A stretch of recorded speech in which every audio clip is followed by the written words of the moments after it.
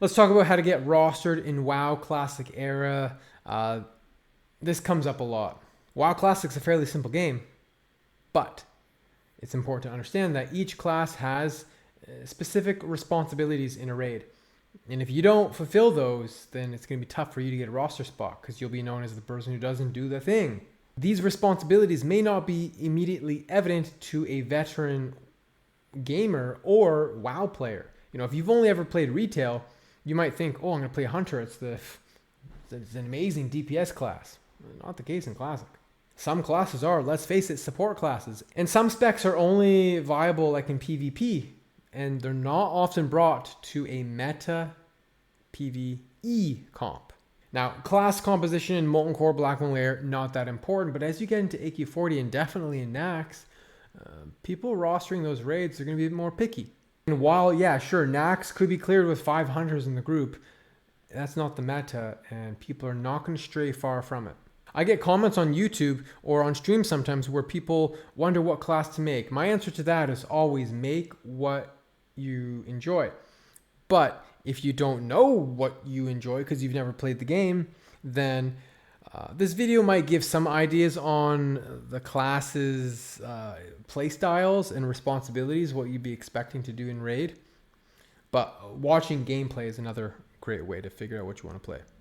I also get comments of people having difficulty getting a raid spot. Because I get it. It's frustrating, and I have been there. There have been times, like when I was playing my rogue, it's like, man, no one wants to take my rogue. Other than simply being good at the game, which that's important, it helps to know people. Like if you're in a guild, you got to interact with the guild. If you're just a nobody, you're probably not going to get rostered. So it's helpful to be just playing with the guild. They're more likely to say, oh yeah, let's take, a spot opened up. Let's take this guy. I did a run with him the other day. Like, it's just reality. Some classes are tough to get rostered, but hopefully after watching this video, you'll have an idea of what you need to do to get rostered. Warrior is always in demand. A raid will happily bring 20 plus warriors to a raid. Good tanks and high DPS warriors are always in demand. Even an average damage warrior is always in demand. I rostered right now, like minutes ago, I chose a rogue over a Gressel warrior. I checked out this Gressel warrior's logs, and I don't want to name names. They didn't use cleave a single time. Mind-boggling that a warrior who's almost full bis is not using cleave in Nax. It's a really good ability. It made hit two mobs better than hit one mob only. Crazy. We are in a time where people's credit cards allow them to fully bis out a character without having any clue. That's like buying a Ferrari and not knowing how to drive it. I sure wouldn't know how to drive a stick shift Ferrari. Make a lot of grinding noises. What do tanks need to do? They need to have good threat generation, good boss positioning, and confident in their abilities and gear choices for each boss. I happen to have an entire tank guide on YouTube, so you watch that if you want to know how to tank. You need a microphone, ideally. A silent tank is scary. Like when someone said, or the raid leader's like, okay, do this. You're going to do this AoE shout.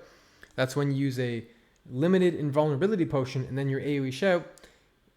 It's nice to have some sort of communication of like, yeah, I got it, or something like that. And all warriors, regardless of tank or DPS, need to know how to do a lip shout, particularly in Nax. Ideally, you need to have full bar rage. You need to be immune to fear, so use Zerka rage, then blood rage, and then you wait for mobs to gather, and then you do the lip plus AoE shout. You can't just use it too soon and you don't even shout all the mobs. Otherwise, people die, and then you gotta be reliable, I should say. You need to be front of the pack, sunder your first global cooldown. Tanks, your bloodthirst is your first button you're pressing. You need high uptime. Get a weak core to track your battle shout. Use cleave, please. Whirlwind. Press your buttons. Read them. Don't use slam. Yeah. Bloodthirst on cooldown. Rogue is a popular class. It's not super high in demand. You're only going to take 1 or 3 rogues to Nax. 1, 2, or 3. But you can find a raid spot. It takes time. There's not a ton of raid utility that a rogue's going to offer, but if you can do the improved exposed armor talent, that will help you get a raid spot. It's tough for a dagger to be IEA, so you need to be like a sword rogue or mace or something. Sometimes in Nax, rogues distract patrols, which is helpful, but rogue spots can be a little bit tough to earn once you get to Nax. Just be aware of that. But sometimes, like today, I was like, hello, I have a rogue spot. And then finally, like a ton of rogues are like, oh, they're all trying to get in. It's like, well, where were you 4 hours ago? Anyways.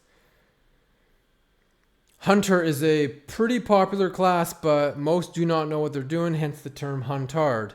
You're not there to do damage. You are there to pull packs to the melee, to the tanks. You should be able to communicate with them. Have a watchful eye on the raid. You are the marksman. You are looking at what's going on. You're grabbing this. You're doing this. You're pulling the strings of the raid. 5 people dead and healers out of mana. That's not a good time to pull a new pack. It's useful to know how to do the pulls. How not to pull something and it chains this because it was too close. You need to understand aggro and proximity. Sometimes you have to shoot something. Sometimes you're going to send your pet in. Sometimes you're going to Eyes of the Beast. Don't pull with multi-shot. Sometimes it's better to pull with like Serpent Sting. Something that doesn't do a lot of damage, because if you do a big crit and then the tank gets parry taunt, resist, now it's on you, it's in the raid. So you got to learn how to pull. In AQ40, there's a commonly done hunter skip. Watch a video, learn how to do it. I often ask the hunter, can you hunter skip? Nope. Well, then you might not get an invite to the raid, because I'm only probably going to bring 1 or 2 hunters. Trank shot to remove enrage. Mage, it's a common class. Most of them are assumed to be a Jaw-Jaw. What is a Jaw-Jaw? A Jaw-Jaw is a non-English speaking gold farmer. It's not too bad to get a raid spot, especially if you are found out to not be a Jaw-Jaw. It's important to speak English and understand raid calls. The reason is when the raid leader says drop the ignite, you need to know what that means. That means you stop casting fire spells. Otherwise, it could cause someone to die, the boss position to get out of place, etc. Mages are squishy. People don't want someone who's going to die all the time. So mages need to know when to lip, how to whisper a paladin for bop, how to whisper a priest for PI, that kind of stuff. And decurse. Warlock. You're only going to bring 2 warlocks to raid. Sometimes it's tough to find a warlock, though. Sometimes it's tough to get a raid spot. Sometimes you're like, where are the freaking warlocks? 1 warlock Curse of Elements, 1 warlock for a Curse of Wreck. Sometimes the Curse of Wreck warlock is going to do Curse of Weakness on certain hard-hitting mobs. If you're going to go to AQ40, you probably need to know how to tank Twin Emperors as a warlock. That means you need to get Shadow Resist gear. I have had warlocks refuse. They're like, I'm never getting Shadow Resist gear. And I told them, well, you're never coming to my AQ40. Warlocks are a support class. You got to be there early. People might need summons, healthstones, that kind of stuff. In raids, they're a support class. In PvP, that's where they're the gods. Druids, sometimes you can't find them for the life of you. Other times, there's too many trying to get in. Druids don't get along with each other with healing, so you usually only want 1, maybe 2 druids. Too many druids, it's like they're overriding their hots and stuff. Support class, buff the raid and use Fairy Fire. Healing is secondary to Fairy Fire. They can tank, but DPS druids are not usually taken seriously. But if you Fairy Fire and you just kind of play your role, you can keep on getting invited. Pally, usually pretty easy to get a healer spot in general. But Pallies usually bring 3 or 4, but you could bring more to a raid. You just spam flashlight on your tank. Make sure your tank doesn't live. Keep your mage alive with Blessing of Protection. Buff your groups.